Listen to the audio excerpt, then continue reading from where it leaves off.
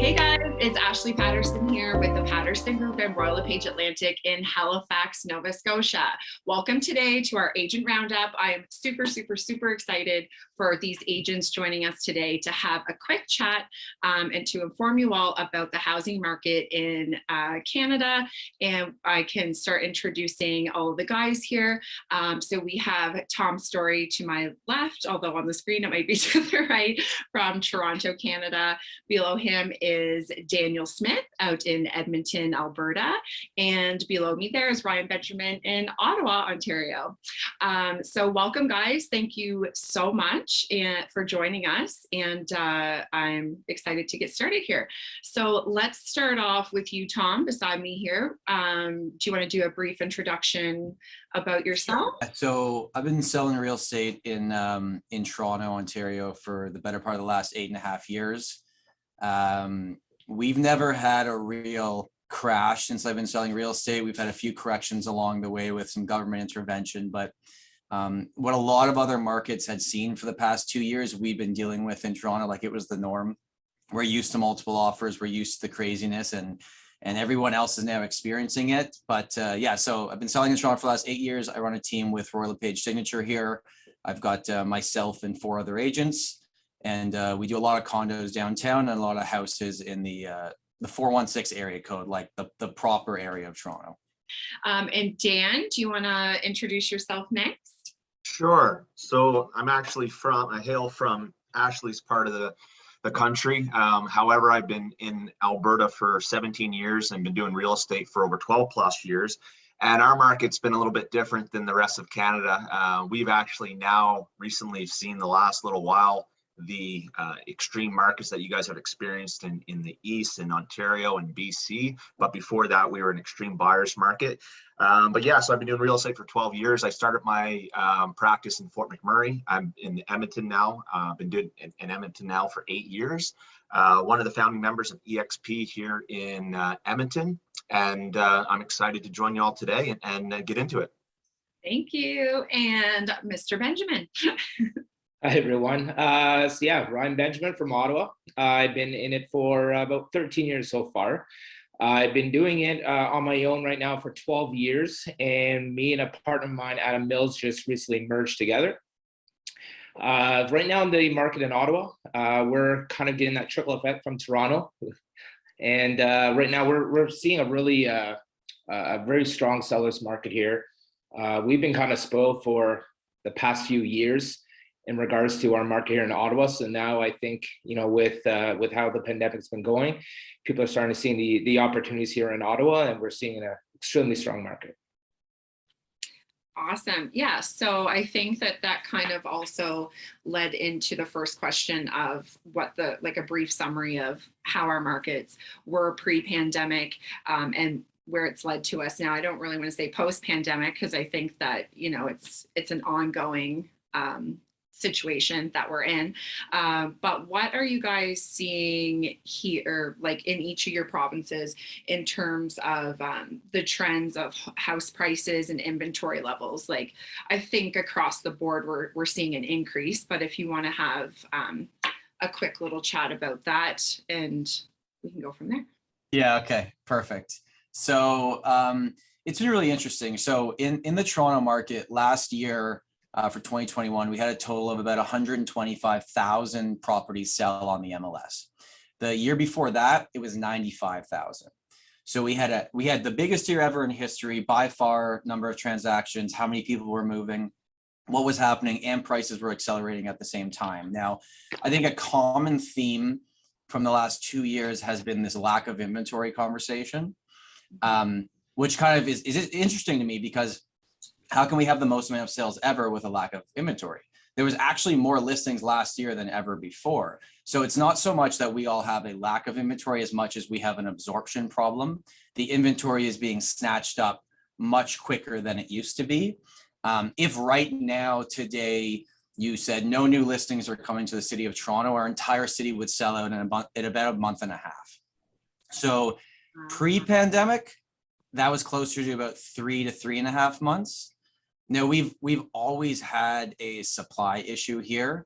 Even if I look the past 5 years, rarely if we're offering for a buyer, are we the only offer. Like there's always some type of competition. Where it got to though, for the last 2 years was where you were kind of seeing head scratching prices that didn't make any sense on paper. And every time there was a lockdown here in Ontario, our real estate prices actually accelerated. And when we came out of lockdown and people could actually do things and travel and enjoy the summer, we saw prices hover. And what Toronto's seen the past 2 years, so from the beginning of 2020 to the beginning of 2022, our market was up those 2 years total about 35 to 36% in price, which is extreme in the grand scheme of things, but we actually well underperform compared to all the markets outside. So we have many other smaller markets just outside Toronto, whether that's Durham or York or Markham or Guelph or Milton. Like there's all these other areas that went up 50, 60, 70% because they started at much lower prices. So Toronto's been doing what Toronto always does. But we are finally today, like the numbers came out this morning in our market, we're finally seeing a little bit of calmness. Not everything is selling. We're seeing price changes, and I'm very encouraged by it because where we were at in terms of price growth wasn't realistic for that period of time. All right, Dan, do you want to let us know how Edmonton's doing? Yeah, sure. So like I said, our market's been completely different than your guys' the last few years before COVID. So we haven't had an extreme seller's market since 2014. So it's very tough to for our buyers to understand, because we have to educate, because them realizing that they're going to go buy a house for $500,000 and pay $60,000, $70,000, $80,000 more for it. Just they haven't heard that conversation in Alberta for a long time. So it's been a little challenging educating the buyers, because now we're, as realtors in Alberta, we're starting to see what you guys, I talk to Ashley a lot, and I talk to a lot of realtors Canada-wide, and I get pictures of you guys sending me deals where you just listed a home and you got 25 offers and you just listed, and that's mind-blowing to me because we just didn't see that. Now we're seeing that, but the challenge is, a couple of years ago, we have clients that could get $20,000, $30,000 off a property, which that mentality's still there. Oh, I can get a deal, when they can't. So it comes down to really educating the buyer, education when it comes to the market. And yeah, so our inventory is extremely low right now, and it's nice for us, but it's really, as you guys know, really challenging for the buyer, because you can go in and you can put how many offers on a home and get outbid by, I talked to a realtor in Nova Scotia the other day. They went $220,000 over list and lost the property. And I just absolutely crazy. So right now, Alberta has changed. We're an extreme seller's market, and it's nice to join your own. It seems like Tom's saying it's slowing down a little bit. So we're having extreme, probably the strongest real estate market I've ever been in currently. And what about you guys there in Ottawa, Rye? Here in Ottawa, we've always, pre-pandemic, we've always been a pretty stable market. We have a very strong employment with military, government, RCMP, and we have a very strong household income. So in Ottawa, it's always been very, very stable. It's a very conservative town as well. So our values have just been increasing about 2 to maybe 3% max year to year. But since the pandemic right now, we're seeing an extreme seller's market right now. Our average price right now is $771 approximately. So that's about a 17% increase across the board right now. Our inventory is extremely low. So we're kind of having that same scenario right now where, you're having multiple offers. But what we're starting to see right now is, obviously with the spring market coming in, it's spreading out some of the buyers, because the inventory is slowly increasing. So instead of us seeing, 10 to 15 offers on one particular property, now we're starting to slow down and see, maybe about 7 to 5 kind of offers on a property. So pricing strategy is extremely important right now. Mm-hmm. But we've been very, very active right now here in Ottawa. So I guess I can say on behalf of the East Coast, we've definitely have not seen any type of market like this.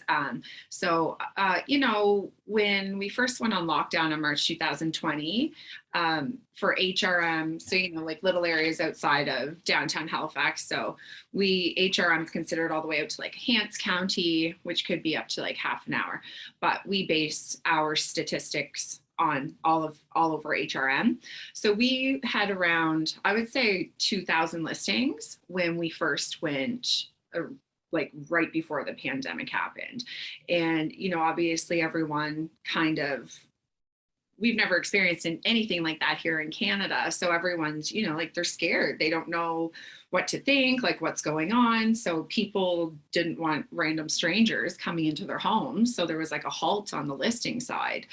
So then our inventory started to drop because buyers were like, you know, can we still buy a house? I'm like, yeah, sure. Got a small pharmacy in my car. Let's go. So we seen the inventory drop. You know, we had 2 lockdowns back to back. So what we didn't see in a normal real estate year is where it would slow down in the summer. So that's when our inventory really started to drop because nobody could go anywhere. But then when we went into 2021, we were sitting on just under 1,000 listings. The bubble opened, well, the Atlantic bubble opened, where a lot of people have cottages in Prince Edward Island, New Brunswick. You know, people could go home to Newfoundland to see their families.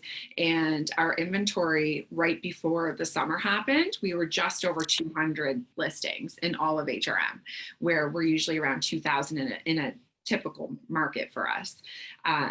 In the summer, we shot back up over 500, and then, you know, back to school happens. We have a long weekend.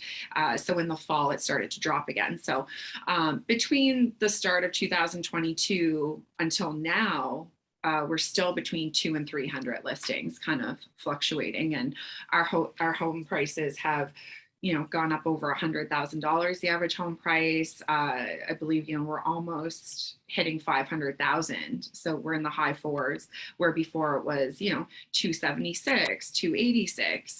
So we have a lot of our buyers here.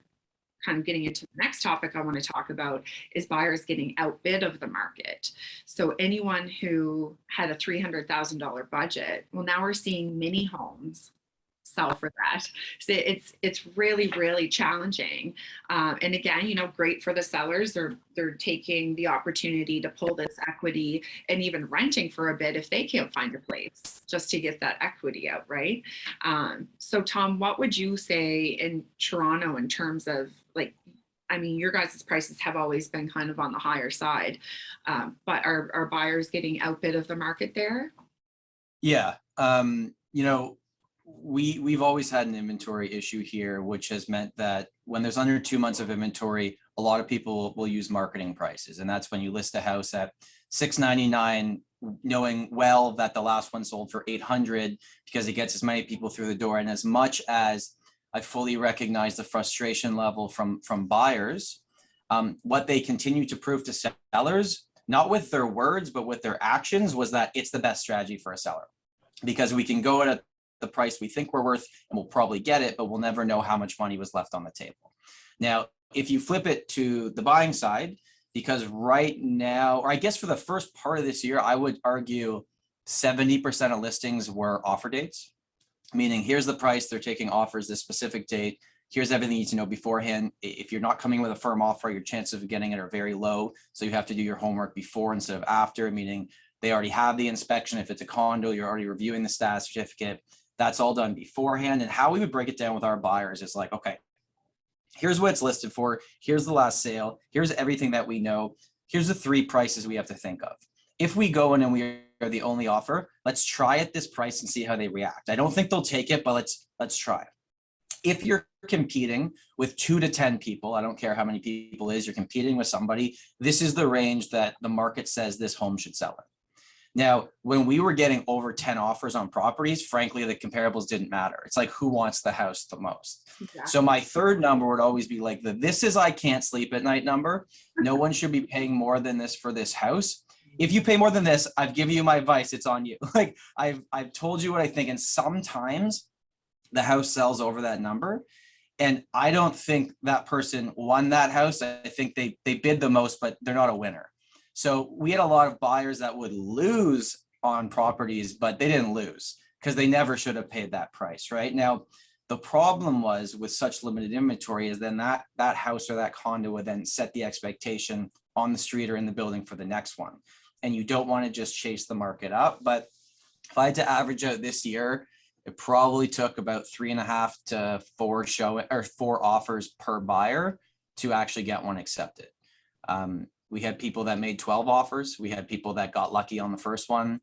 There's no mathematical equation that you can break down and say this is exactly how it's going to go. But the reality is in most Canadian markets for the last 12 months, if you like something, there's a good chance somebody else also likes it. But this is, I mean, we've been dealing with this in Toronto for a long time, so it's nothing new, but it accelerated. I'd never seen this much demand other than early 2017 in our market. So it really picked up. Awesome. And Dan, I'm not sure if maybe you guys are there yet, but have you had that happen yet where like any of your buyers are kind of being outbid? Yeah, I put it to you this way. I have $1 million acreages going to multiple offers that are now outside of Edmonton, where 2 or 3 years ago, I couldn't even get a showing on it. Wow. So I've got townhouses. So you guys are very close to our average market now, because we were about 440, 450 about a year and a half ago, and now we're substantially higher than that. So our home's been going up about, anywhere between $70,000 to $100,000. I took a client out last night, showed them townhouses, and our townhouses, new builds, are even in the 400s, where last year they would have been low 3s, depending on the location. So yeah, no, there's clients that are being outbid. Some cases. Actually, I got a good realtor story for you guys, and that you guys maybe have dealt. I haven't dealt with this in a while, so maybe you guys have dealt with this. So I've got realtors policing their own properties because realtors are getting in arguments and fights. Yeah. So I took have you guys, okay, so this is a good story. So I go with my clients to a regular showing. You guys have all been there where there's, 9 cars outside and there's a lineup of realtors, right? However, go in the house and the listing realtor, lets me come in with my clients. I'm like, at first I thought he was the seller, and I'm like, oh, okay. So he comes in, and I'm like, you're the listing realtor? He goes, yeah, I have to do this because there was like 30 people within a few hours going through his homes. And he's like, realtors were saying that you can't buy, I'm going to buy. And the clients and the realtors were arguing. So now he's having to police his own properties because of the market so crazy, and make sure that who's coming in is saying who's coming in, and just absolutely bananas. So that's kind of where our market is right now. Wow. That's insane. No, we have we've definitely experienced, people standing outside waiting, or sometimes depending on how hot the property is, we have like the showing time app, and it's like if you can't get in, it's just kind of like, okay, go, and just be respectful of the other agents and their clients, and don't definitely not getting any fights. But it was the first time for me too, and I've been doing it for over 12 years, so that's where our market is right now. Yeah. Wow. Any fights going on in Ottawa there, Ryan? Not over here. My gosh, that's pretty intense over there. Goodness. Here in Ottawa, like as Tom has mentioned before, I think the biggest challenge right now is also trying to kind of explain the subjective value. And I find that, like when you take a look at comparables, and you're doing price strategy in regards to what approach to take, there are people out there that have that subjective value, and it's very hard to kind of articulate to your clients without really force them to overspend any property. And you also have to kind of understand their situation in regards to what are their plans, what are their long-term plans, and act accordingly based on what their situation is, and make sure that you're giving sound advice. And I find that's the biggest challenge right now of representing buyers is trying to compete and try to articulate the subjective value that people are giving right now. Because again, the prices right now, like in Toronto, it's a whole nother ball game. But here in Ottawa, we're seeing some crazy prices for homes, and it must be difficult for appraisers and everybody else, but for us to sit there and justify our clients to paying a certain amount, it is difficult. Yeah. Yeah. And I know what you mean about the appraisers. It's almost like they had to really switch their, the way that they go about doing their appraisals, just as we go about doing our market analysis, and kind of get on board with the fact that, just because the neighbor sold for this 2 months ago and we're 50,000 higher of maybe like a property that's, isn't fully finished. Well, it is what it is. It's what buyers are willing to pay, I guess. Right. So, the other scenario too with that is the fact that with the appraisers too, like if you're going to overpay for a property and you have these appraisers right now that are valuing it at X, like you have to come up with that money as well. Right. So it's not like your normal down payment, like you have to come up with the difference. Exactly. So that's a little bit of that challenge. Now it doesn't happen every time, but at the same time, it has happened here in Ottawa. Yeah. And I think that kind of leads into, when you're writing an offer, you have to have that discussion. Are you waiving financing? Are you waiving a home inspection? Like, have you guys have any experience with that? Because I know, if you're waiving a financing clause, then you're not going to have to worry about that appraisal. So if you have 20 offers that are submitted on a property, and a few of them, obviously you take kind of like the top 3 to compare, and even maybe one's $5,000 less, but they don't have a financing clause, it's obviously a little bit more appealing. So but yeah, have you guys had anything like that happen with the waiving of conditions? Yep, lots in Ottawa, of we've been seeing it a lot. Yeah, same here. Unconditional offers. If people are competing, they're going unconditional. And like you said, Ashley, if it's an unconditional offer, even if it's a little bit less money, but there's no conditions, then the seller's typically going to take it if it's close in value. So we're seeing that where people are going unconditional. Again, for the viewers, unconditional means no conditions, no financing, no inspection. So therefore, if the sellers pick your home, that means the property's sold. So to beat out the other buyers that have the conditions, have the financing conditions, have the inspection conditions and other conditions, they're going to shoot right to the top long as the money's there. Yeah. We found that in Toronto, like if you have conditions in our market, the chance of getting the house are basically slim to none. But on the listing side, what I've implemented this year is I'll call back the top 2-3 offers that we're working with and just say to them, hey, I want to understand your client's financing situation. So if this doesn't appraise, do they have the difference to make it up? So you're almost like, without telling them like, hey, you're overpaying. It's like, because again, that's subjective. And what I like about real estate, it doesn't matter what I think, what anyone thinks. It's what matters, what one buyer is willing to pay. That's subjective value, right? But we're having that conversation. And then with the appraisers too, like when I get the calls on my listings that the appraiser wants to come see it, because it's happening after it's already sold firm, right? In our market, I'll make sure they know. I'm like, oh yeah, that one, that had 15 offers. Like I'll make sure they understand, because appraisals are going in numbers and looking at just data. I want them to understand that this is what happened, that how we got to this amount. And I'm really like kind of playing it up to them in the truthful way that like, you need to know what happened with this property. This is how it ended up here. It wasn't just one offer that paid this much. There was 15 other people below it, not that far below it. Yeah. And Ottawa, same thing. Exact same thing. And it's true what Tom said as well, is that you have to explain the situation, because, with appraisers, what I feel that, is sometimes kind of lost is the fact of, trends and market condition. And you have to articulate that to them in order to kind of justify sometimes the pricing. Exactly. Yeah, I remember I had clients write an offer. I think it was like June 2020. So, still fresh in the new COVID life. And an appraiser was kind of like, basically was like, oh, it didn't appraise out. And so I was chatting with the listing agent and we're like, no, this is what we're going to do. It's like, there was 12 offers on the property. Here's what everyone came in at. So, up the price. But it ended up working out because it was new for everybody. But yeah, definitely it's been, we've been having some challenges, but so far, at least with with my team, we haven't really run into any appraisal issues, which has been good.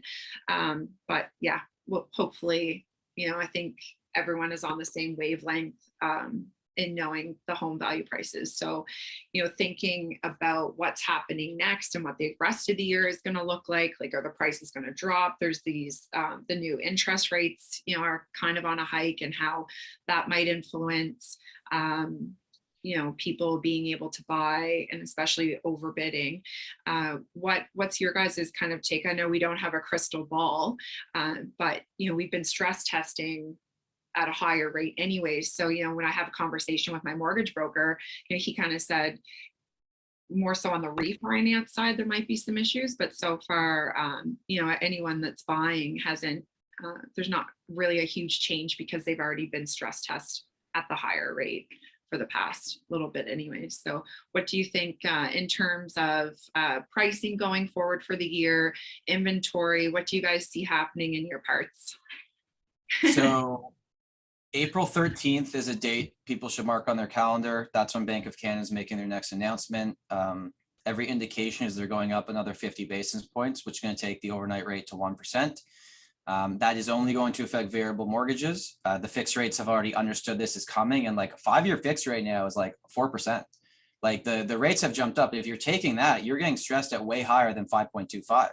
Yeah. Right? It's 2 points over the rate you're actually getting. And I know I was chatting with a mortgage broker in my office this morning, and he said most of the people that he's working with have been taking variable because the gap is so big right now, but it's coming up.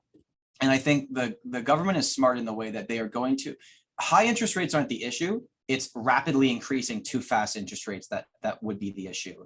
And as we've been booming for these last 2 years, that there has to be a slowdown coming for the entire economy. And we need to raise interest rates so that when that slowdown happens, then we can lower interest rates. Like they need to do this. They can't be at the bottom because then you got nowhere to go.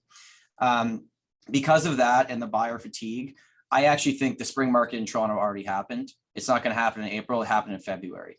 Numbers just came out today, and March prices were lower than February. Like that's not normally a thing. No. And I think April is going to be very similar. So I think in Toronto, prices are going to hover over the summer.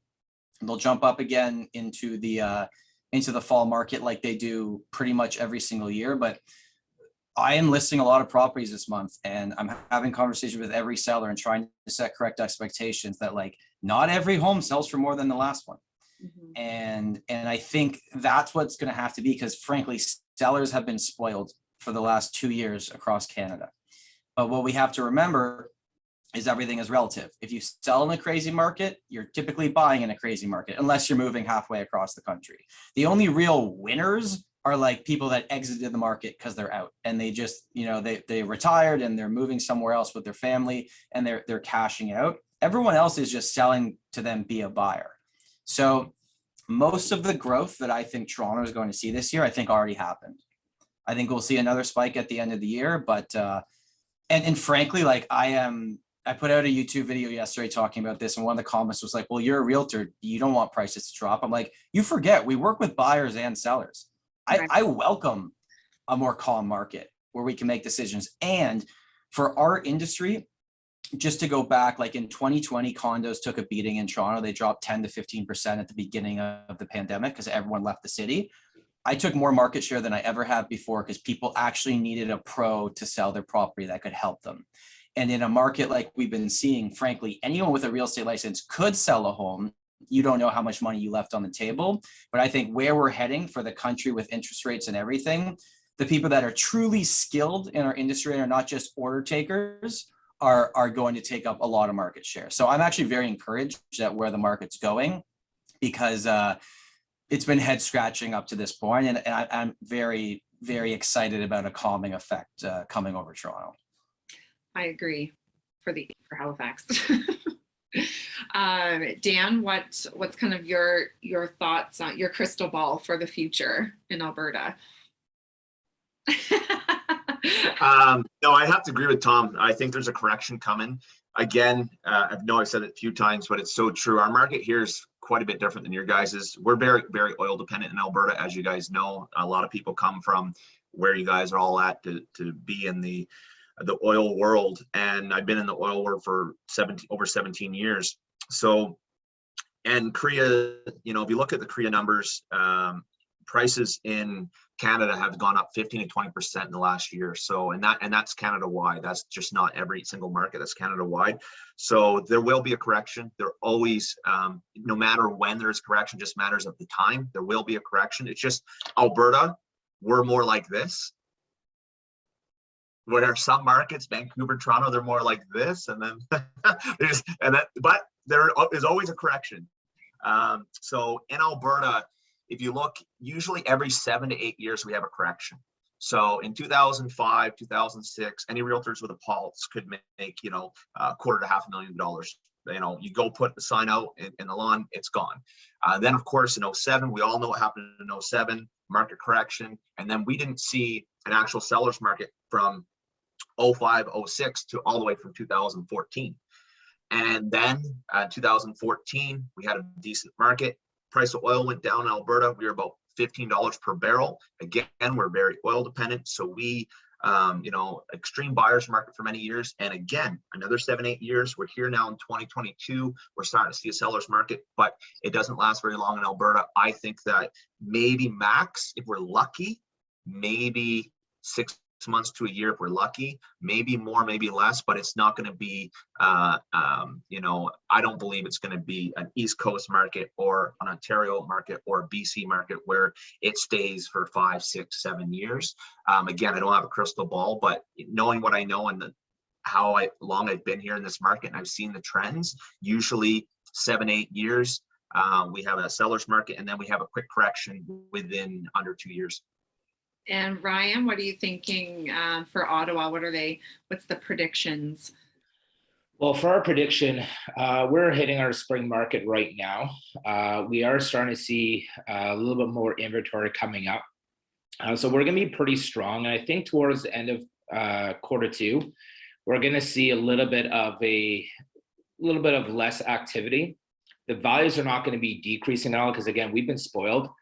And especially like with Ottawa itself, like we're kind of cocooned from everybody else in Canada because of our government and because of the employment, where we don't have like big fluctuations. We slowly just kind of steadily increase. So right now we're at, you know, to year to date right now, we're at around the 17% mark. But usually in Ottawa, we're around like the 2 to 3%. So we'll slowly increase, but we're not going to see like a big dip in value. It's just going to be more of a lower activity. So I think, you know, towards the summer, and that happened last year as well, like the activity in the summer did slow down a bit, but it was that first summer where people were actually able to do stuff. Mm-hmm. They were able to go to cottages, they were out of their routine. So they're able to actually enjoy themselves. And I find even with this year now coming up towards the end of the second quarter, you're going to probably see the same type of trend that happened from last year, where you're going to see a little bit of less activity, maybe a little less transactions, but the values are still going to be there. Yeah. Yeah, I don't really see our home price, average price decrease anytime soon. Like right now we're about up 21%. And, you know, when we look back from 2017, 18, you know, we were, you know, 3% to 5%. And even that was kind of big because it's usually around 1.5 to 2. So yeah, at the end of the day, I think unless, you know, 1,000 people were to all list their houses at the same time, we're going to be experiencing a bit of a seller's market for a while. But it would be quite lovely if all of our buyers who have been, you know, going through this buyer's fatigue could have a fighting chance at getting a home that's not going to break their bank, because, you know, our average home price was mid 2s to high 2s, and now it's, you know, mid to high 4s. So I know, speaking on behalf of all of our buyers that are kind of just sitting there waiting, it would be lovely for them to have. I'm hoping that we get some more inventory this summer. I've kind of been, you know, having that conversation saying, look, I know we're in the spring market right now. We're seeing a bit more come on. I think 2 weeks ago we were low 2s, and now we're almost hitting 300 listings again. But when you have 30 people offering on a semi-detached that's listed for $279 or $329 and it's selling for $500,000, there's still that 29 other people still looking. So, you know, hopefully we'll get there. But I also wanted to say too that looking at the East Coast and the West Coast, everyone, not everyone, but I think maybe that's why Alberta is now getting the influx of the people that have been a bit of these markets, and now it's like, oh, Alberta's great, let's go there. Yeah, but yeah, thank you guys so much. This was super fun, and I hope everyone took away something from all of these markets today. I'm going to be posting everyone's social media links when we release the video, so if anyone has any questions, wants to reach out to anyone, feel free to do so. So thank you again, guys. I appreciate you hopping on the Agent Roundup with me today. It was good to see your faces. Thank you so much. Thanks for having us, Ash. Great meeting you all.